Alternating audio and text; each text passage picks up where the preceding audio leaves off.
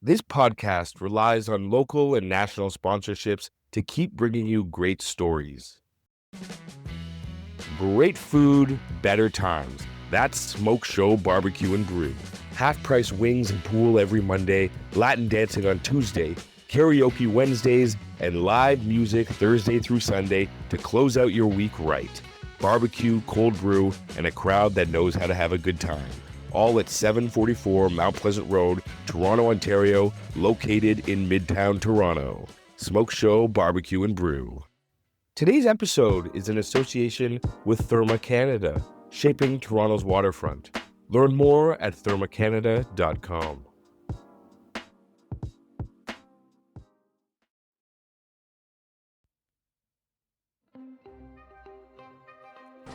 It's 1826, and you're 17, maybe younger, and you're sweeping up. It is the end of a long day at the print shop on Front Street, and the light through the window has gone gold. Your two friends are still here. The press is quiet, somewhere outside the lake. You hear them before you see them. When you look out the window, there are 10 men coming up from the street, and they are carrying sticks, not farm tools, not anything a working man carries home at the end of the day. Clubs. One of them has what looks like a leg of a chair. You know these men. That is the strange part. You have seen their faces in church, in good pews. Their fathers run the courts. Their fathers run the town. Your two friends run. They go out the back to find help, and for one moment you think about following them, and then you don't. You stay. You press yourself up against the wall and you watch grown men, sons of the most powerful families in Upper Canada, take a building apart with their hands. They're not angry exactly. Some of them are smiling. One of them sees you. He crosses the room. He's close enough now that you can smell the drink on him. He looks at you, a boy with a broom, and says these words. If you say a word, I'll knock you down. And then they're gone, and you're standing in the wreck of it. Ankle deep in scattered letters, in the gold light, in the quiet. And you will find out later that two magistrates watched the whole thing from across the street. You will find out that one of them smiled. You will find out that nobody, not one person in this town came to help. But you don't know any of that yet. Right now you're just a boy holding a broom, and the most powerful men in the province have just taught you exactly how this place works.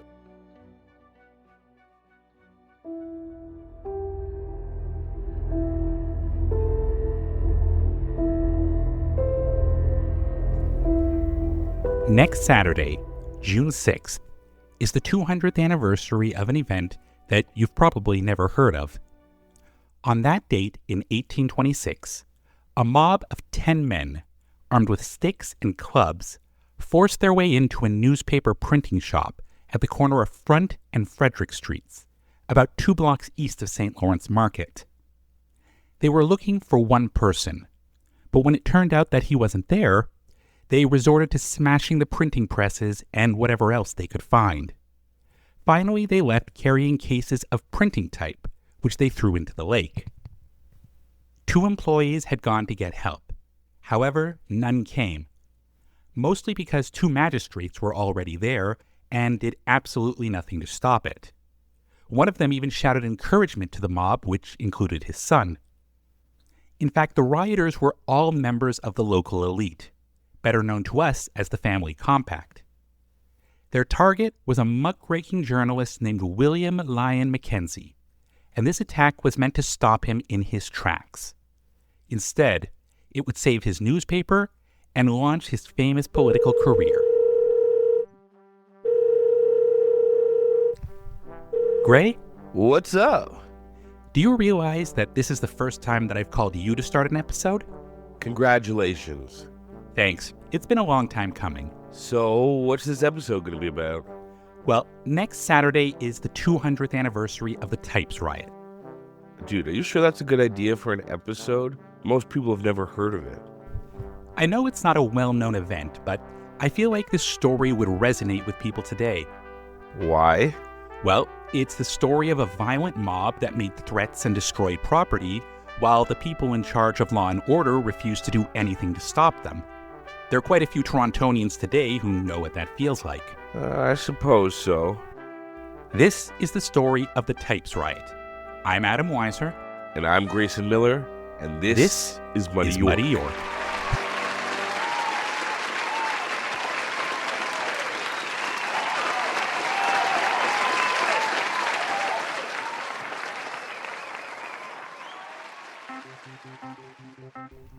Every Canadian school kid learns about William Lyon Mackenzie, or at least they used to. Gray and I both left public school about 5 years ago, so we can't say what kids learn today. However, this episode isn't about his famous rebellion. Instead, it's about the incident that made him the most famous reformer in Upper Canada.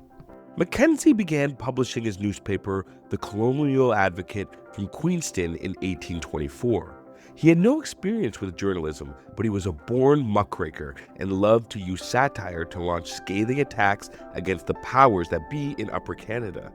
He first came to public attention later that year when Lieutenant Governor Peregrine Maitland demanded a copy of the Colonial Advocate be removed from a capsule under the foundation stone of a memorial to Isaac Brock. Recovering the capsule and removing the paper actually required the builders to undo much of their work, and the demand made Maitland look petty. On the other hand, it turned Mackenzie into a public figure. He decided to take advantage of this free publicity by moving his paper to the center of the action in the provincial capital of York, which could be somewhat muddy. At this time, Upper Canada was ruled by a small group of families, usually descendants from United Empire Loyalists. They had taken power during the War of 1812 by attacking their opponents as American sympathizers, and Peregrine Maitland firmly supported this rigid class structure, ensuring that all significant political and judicial posts were held by members of this family compact. They had taken power during the War of 1812 by attacking their opponents as American sympathizers, and Peregrine Maitland firmly supported this rigid class structure, ensuring that all significant political and judicial posts were held by members of this family compact. This led one person to describe the old feudal feeling for rank for which York has been celebrated in the earliest period of history. However, the family compact weren't actual aristocrats. Most of them had only been members of the elite for one generation or less, and this knowledge made them hypersensitive to slights that might undermine their new social status. The build-up to the Types Riot began with a seemingly minor event. A man named John Fenton was fired from his job as the clerk of St. James Church for donating money to an opposition campaign. St. James was the unofficial church of the British establishment, and they didn't appreciate his political independence. He would be rehired a few weeks later, officially as an act of charity, but Mackenzie reported that he had threatened to publish a pamphlet exposing, quote, the state of the York congregation. Ominous words. A church warden named Macaulay objected to this claim, which led to an escalating series of attacks from both sides. Unfortunately, Mackenzie was much better at embarrassing others than he was at being embarrassed, and he took great offense when Macaulay published the full correspondence between them, including letters that had been marked as private. Mackenzie responded by publishing a pair of lengthy satirical articles under the name of Patrick Swift, supposedly the nephew of the famous British satirist Jonathan Swift, the man who wrote Gulliver's Travels. Within these articles, he launched a series of scurrilous attacks on members of York society and repeatedly reminded his readers about the humble origins of the family compact. Mackenzie wrote of Attorney General John Beverley Robinson, described as the bone and sinew of the family compact. It is no secret in these parts that many, very many, such Virginian nobles as the Robinsons assumed themselves were descended from mothers who came there to try their luck and were purchased by their sires with tobacco at prices according to the quality and soundness of the article. Say rather, it is not from such a source that we may look for the tyranny engendered, nursed and practiced by those whose blood has been vitiated and civilized by the accursed slavery of ages. That last line is a reference to the chattel slavery of Virginia. The worst thing about Mackenzie's attacks is that many of them were true. Anne Murray Powell wrote to her husband that Mackenzie blends painful truth with shameful falsehood. While members of the family compact were certainly upset, It's noteworthy that most of the rioters were not mentioned in these articles, nor were their immediate families. In fact, only one rioter had been mentioned by the Colonial Advocate in the month prior to the riot: Samuel Jarvis. The first Patrick Swift article referred to someone who shook hands and caressed a murderer. York was a small town, and everyone knew that Jarvis was the murderer that Mackenzie had been referring to. 9 years later, he had killed John Ridout in a duel. Even though dueling was illegal, juries were reluctant to convict people for killing someone in a duel, and Jarvis had been acquitted at trial. However, the incident would continue to haunt him. 2 years after the riot, Jarvis would insist that he had organized the mob which attacked Mackenzie's shop. The other identified participants were all part of or closely linked to the family compact. Charles and Raymond Baby's father was the Inspector General of Upper Canada. James King and Charles Richardson were clerks for the Solicitor General along Charles Baby. Henry Sherwood's father was a justice of the Court of King's Bench, and Charles Heward was a nephew of John Beverley Robinson. John Lyons was private secretary to Peregrine Maitland. As a merchant, Peter McDougall was a bit of the odd man out.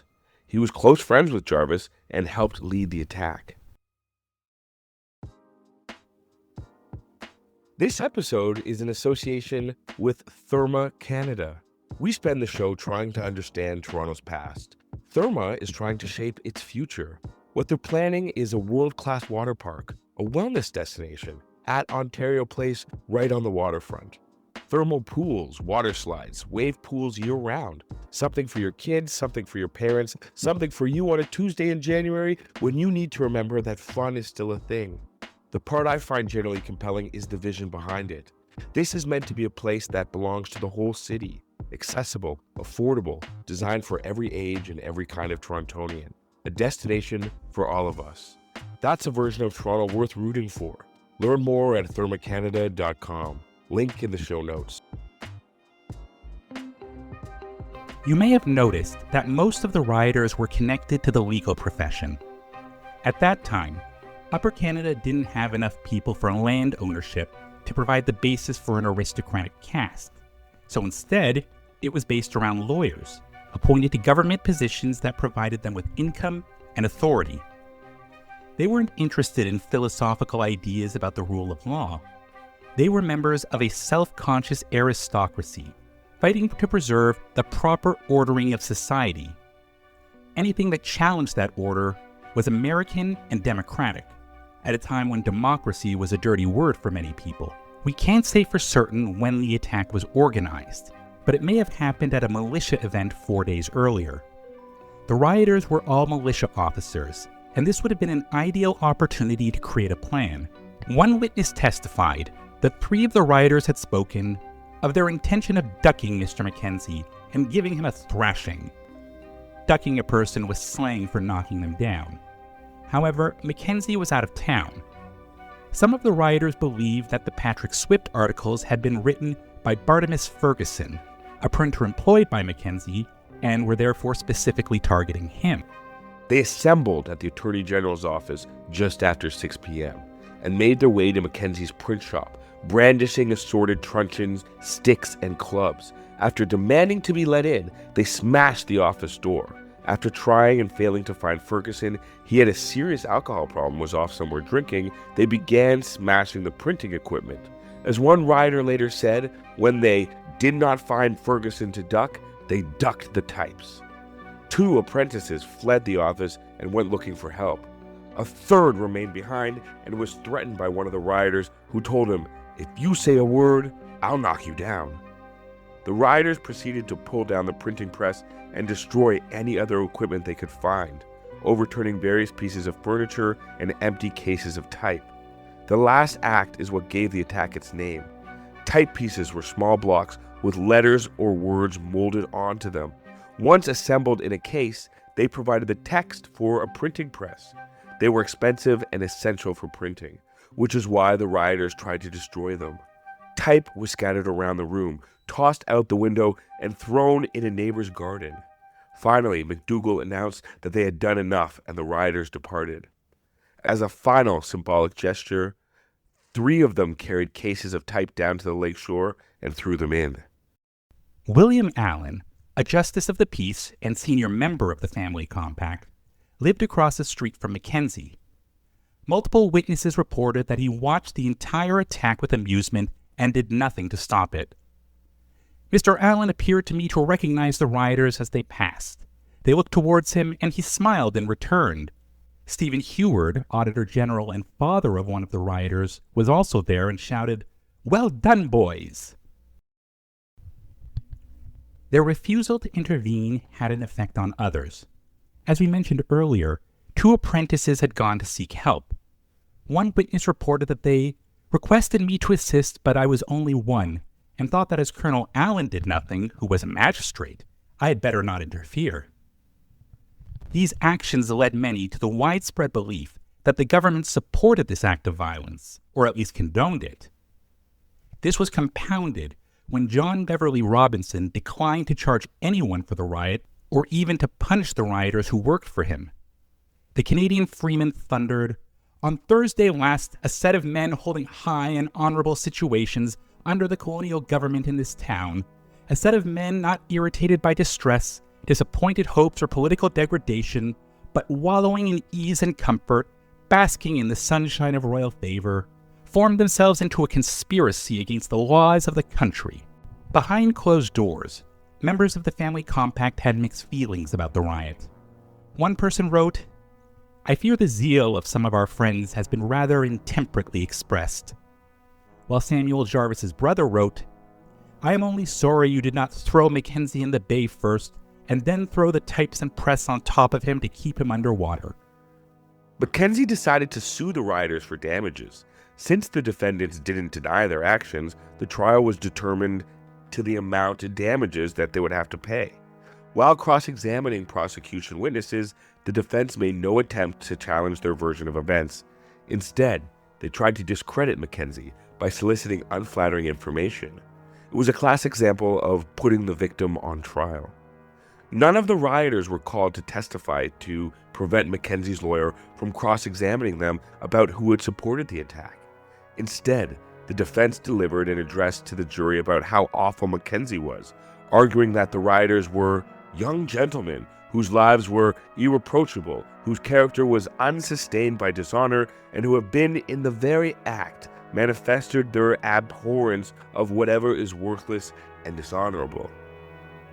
When the jury returned its decision, they awarded £625 to Mackenzie, a substantial amount of money in those days, and more than twice the settlement he had been offered before trial. Most of the jurors wanted to give him even more, but one man insisted on a smaller amount, eventually forcing a compromise at £625. These funds would save Mackenzie's business. There were 4 different newspapers in York at the time, and he had been in serious financial difficulty before the attack. £625 was enough to replace his damaged equipment and pay off his debts. However, there was further outrage when it was discovered that Colonel James Fitzgibbon had solicited donations from government supporters to pay the damages. The fact that shortly thereafter he would be appointed as the clerk of the Legislative Assembly only reinforced the belief that the government condoned the attack. From the first, it had been suspected that the conspirators, if not directly employed, were indirectly influenced by men in high office to venture upon their daring experiment with an expectation of being indemnified for it. That suspicion seems now to be confirmed. There would be a second trial related to the Types riot 2 years later, but it happened via an unusual series of events. The following year, Mackenzie had published a series of articles documenting what he called the destruction of the Colonial Advocate Press by officers of the provincial government of Upper Canada and law students of the Attorney and Solicitor General in open day and in the presence of the Honorable William Allen, a police magistrate and collector of the customs, and Stephen Heward, Esquire, Auditor General of the colony. You may have noticed that Mackenzie wasn't into the whole brevity thing. Jarvis answered back with his own pamphlet, Statement of Facts Relating to the Trespass on the Printing Press in the Possession of William Lyon Mackenzie, defending the rioters and arguing that Mackenzie had it coming.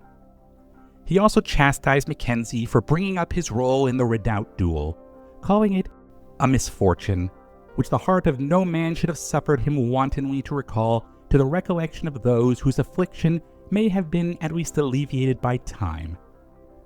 This was too much for the Redoubt family, which had never forgiven Jarvis, and the Canadian Freeman published a letter from, quote, a relative, charging that Jarvis had been acquitted even though a coroner's jury had ruled that he feloniously, willfully, and of his malice aforethought did kill and murder.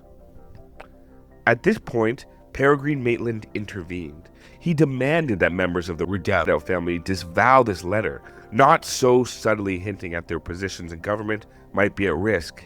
If they didn't, he then ordered John Beverly Robinson to charge the Freeman's editor with libel. At his first court hearing, the editor argued that his indictment was partial and vindictive because he was charged with libel when Robinson has allowed the most infamous crimes to pass for review before him without taking any notice whatsoever of them, referring to the Types Riot and the death of John Redoubt. Most judges in Upper Canada would have ignored the argument, but this judge was fighting his own war with the Family Compact and threatened to report Robinson to British government unless he brought charges in both cases. Jarvis had already been acquitted, so he could not be tried again. Instead, the two seconds, the people that helped with the duel, were the ones put on trial. However, as we mentioned, juries would generally refuse to convict in dueling cases, and both men were quickly acquitted. The judge then got Robinson to stay the libel charges. Finally, the second trial of the rioters began. Since most of the facts of the case were agreed upon, the only debate was the extent of the damages. The jury convicted the rioters. However, because they had already been paid a large amount in the civil trial, they would only be fined 5 shillings each.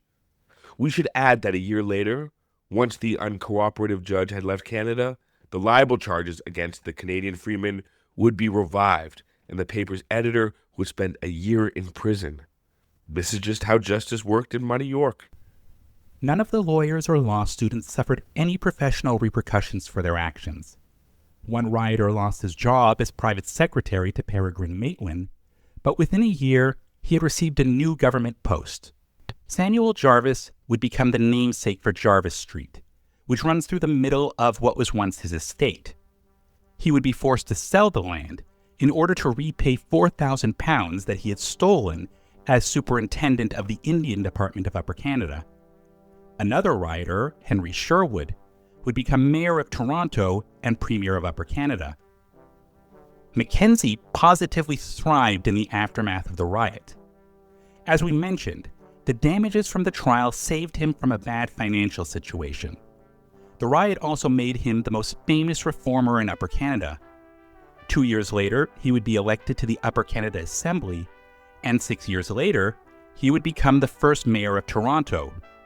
Of course, there was also that other thing in 1837, but that's a topic for another day. The Types Riot wasn't the first case of political violence in York, but in hindsight, it would be seen as the opening round for a much broader conflict. Political lines hardened as reformers saw that the Family Compact was willing to use violence against anyone that threatened their status. One local wrote that after the riot, young people from the upper and lower classes stopped socializing together. In his words, the riot had drawn a line of distinction that pitted the latter party of youths against the former from that day to this. Over the next decade, political violence would become increasingly common until it exploded into open rebellion. And for the town of York, soon to be the city of Toronto, the fuse for that explosion would be lit on one sunny day in 1826.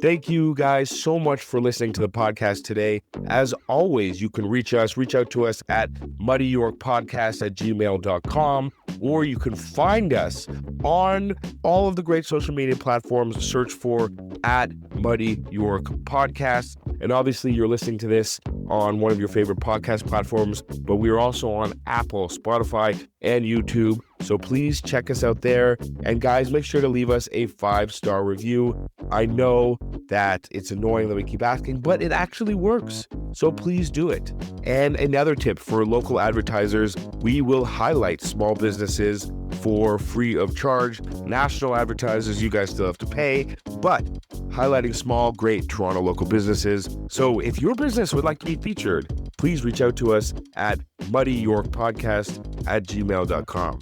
Stay classy, Toronto. Thanks to Therma Canada for supporting Muddy York. Therma is planning a world-class water park and wellness destination at Ontario Place, built for every age and every kind of Torontonian, year-round, on the waterfront, and designed to belong to the whole city. Find out more at thermacanada.com.